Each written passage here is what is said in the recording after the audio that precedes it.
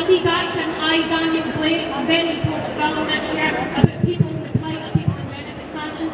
But basically, it's the contrast between the words of Abraham Lincoln and the words of Donald Trump. Very quick, let me get through that. This is the words of Abraham Lincoln on entering the White House. 407 years ago, our fathers brought forth on this continent a new nation conceived in liberty and dedicated to the proposition that all men are created equal. Abraham Lincoln. Now here's some words by Donald Trump. I did try and screw her. She was married. I moved on her like a bitch, but I couldn't get there, and she was married. Then all of a sudden I see her. Now she's got the big phony boobs and everything. She's totally changed her look.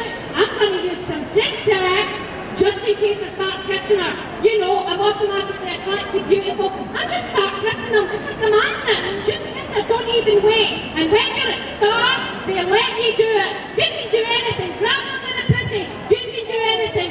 You're President Donald J. Trump.